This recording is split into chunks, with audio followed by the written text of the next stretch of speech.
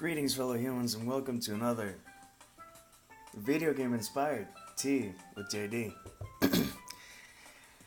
I'm JD, and this is tea, and this is chocolate, because I wanted to do something different here, especially since I'm doing a different type of video. If you're wondering, I'm having oolong tea with Green and Black's pure dark chocolate with sea salt and a 70% cacao. It is responsibly grown, and I'm going to be trying to buy a lot more chocolate, if not all of my chocolate that is responsibly grown. Because this for-profit thing about exploiting people kind of sucks. That's why I don't buy Nestle, although that's just one of the reasons. The whole water thing, look it up, it's not cool. But that's a bit... This video is actually a quasi-response to a video I saw from the wonderful Estrada. She did a video where she talked about her influence about Morrowind and how that really influenced her writing. And not only did I love the video so much that I'm going to include the link down below, I'm going to do 5 videos of different either video games or franchises that have influenced my writing. First off, I think you can guess, it's Super Mario. I was born in 1980. That means that I played Atari, ColecoVision, played Nintendo, played Super Nintendo, I played Nintendo 64, I played GameCube, I played Wii, played Wii U, and when I buy it, I'm going to play Switch, because I am going to buy it.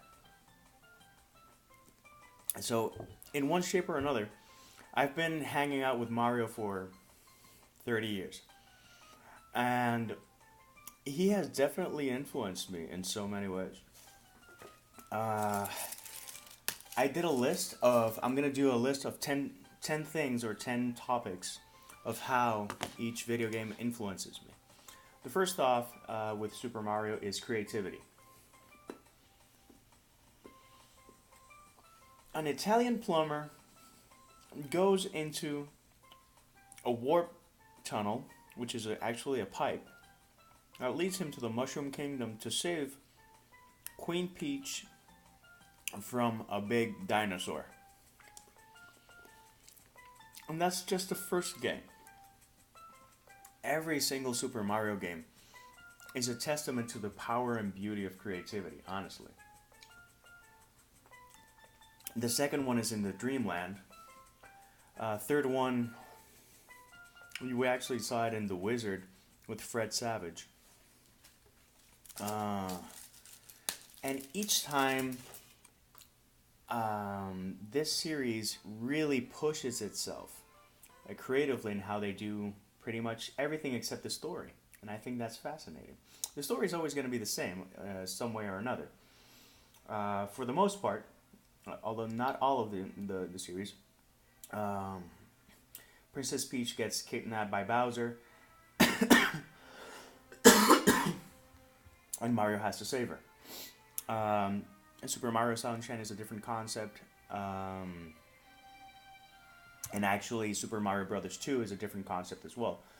And Super Mario Galaxy is a way different concept. But we'll get to that later. What is important is that at all times, creativity is embraced at every corner. And quality is embraced at every corner as well. Super Mario games are not only infamous for being difficult on occasion. You know, you can pass a Super Mario game, but passing it completely, it takes a lot of effort. And there's always that 1 star or 1 coin that is almost impossible to nab. Which brings me to the second point. It's very whimsical. The whimsicalness of the Super Mario world or worlds is only topped by Kirby, but Kirby had to come from somewhere. You're walking and there's plants that come to attack you. You know, you defeat villains by hopping on them and different things like that. And also the level design is very whimsical of Super Mario. I bring forth Super Mario because specifically in the Daydreams on the Sherbet Shore, you see a big influence with Mario, which brings me to my third point. Super Mario is all about having fun. It is it is highly concentrated and highly skilled, mindless fun. You need to be very skilled to pass some levels or to do specific types of jumps and whatnot. But the story is never gonna challenge you like, oh, I don't know if I can follow this story. It's always very, very basic story and very easy to follow. Because it's all about having fun. And the Daydreams are all about having fun. Yeah, they do have some lessons and some tidbits that I put in there because I want to bring topics into the foray so that people can chit chat about it. But yeah, it's all about having fun and me having fun with people that I know that I haven't been able to meet yet. And having fun is one of the most important things that I think all of us have to learn in life. There should be like an advanced course on having fun, because a lot of people miss out on the fun, and fun can be defined in different ways. That's also something very important. And even in the Super Mario universe, fun isn't always the same. There are different types of levels. There are jump levels, there are coin levels, there are race levels. There are ones that you have to ride on shells, there are others that you have to ride on vehicles or animals. And there's just different ways of having fun. In the Daydreams, it's all about having fun, and it's always going to be something different and way out there. Something that's also very important in the Super Mario worlds. There's always a water level, there's always a desert level, there's always a snow level, but there's often like food related levels, and that's a really big influence in my writing. If you see, I think it was Super Mario Galaxy. The first time I saw it, there are like cake levels, which are brilliant and so well made and so beautiful. You know, it really shines creativity, and you go like, you know what, not only do I want to do that jump, I want to take a bite out of that hanging wall because it's made out of cake or cookies or something.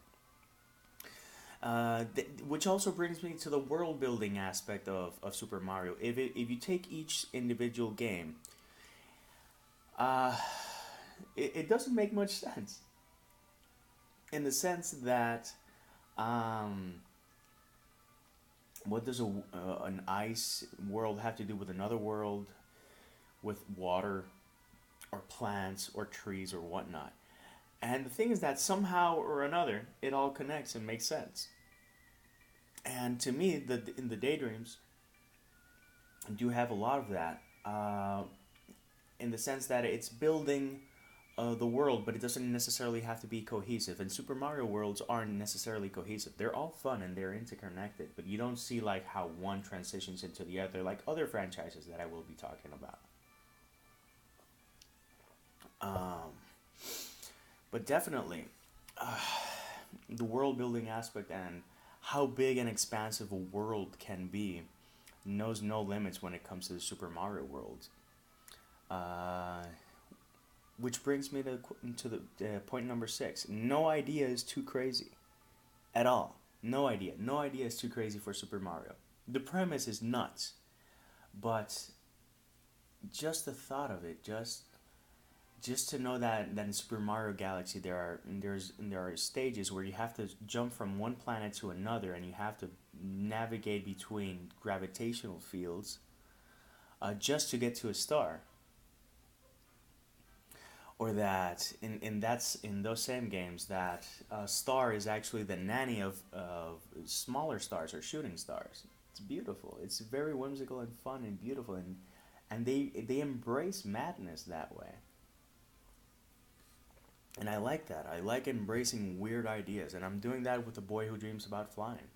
The Boy Who Dreams About Flying embraces a lot of really crazy ideas, and just me letting go of creativity and saying, you know what, these are the rules of this world. This is how it works, and you're just invited to enjoy and have fun.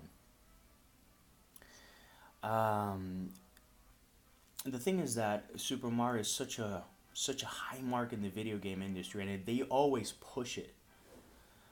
Very few franchises have been so consistently at the level of excellence as Super Mario. Even Super Mario Sunshine, which people say, oh, it's kind of good.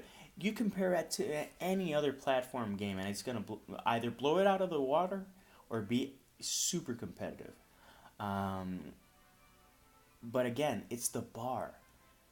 And they are always reinventing themselves. Let's do this. Let's try this, and it always works because you have a ton of people that are so invested in this franchise that they live and breathe and bleed this franchise that there's nothing that they won't do to make it work.